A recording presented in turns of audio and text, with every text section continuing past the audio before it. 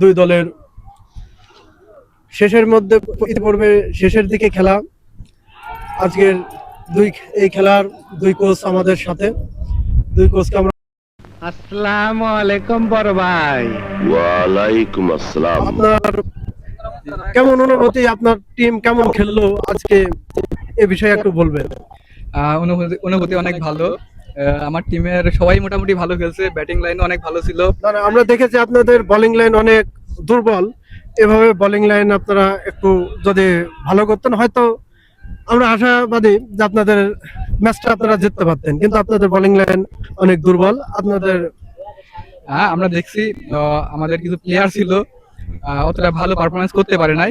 তবে ইনশাল্লাহ পরবর্তী ম্যাচগুলোতে ইনশাল্লাহ আমরা এই বিষয়টা দেখব এবং তাদের আরো ভালোভাবে ট্রেন করব এবং ভবিষ্যতে কোনো ম্যাচে অবশ্যই আপনাদের ব্যাটিং দেখেছি, ব্যাটিং অনেক ভালো করেছে, কিন্তু আপনার বোলিং লাইন অনেক দুর্বল।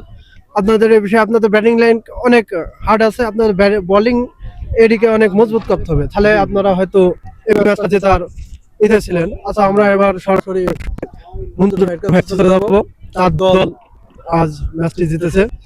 মুন্তুর ভাই, আপনার ক্লাব যে ম্যাচটি জিতলেন এ বিষয়ে আপনি কিছু বলেন। আসলে আমাদের খেলোয়াড়েরা অনেক ভালো খেলেছেন।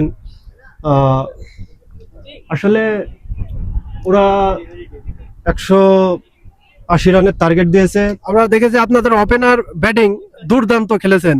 ওপেনার জুটি আপনাদের মানে অসাধারণ খেলেছেন যাকে বলা চলে।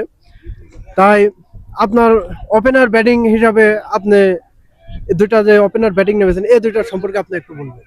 না, আসলে ওরা অনেক বাইরে খেলেছেন, তারপরেও ওরে মানে অনেক অভিজ্ঞতা আছে খেলার প্রতি।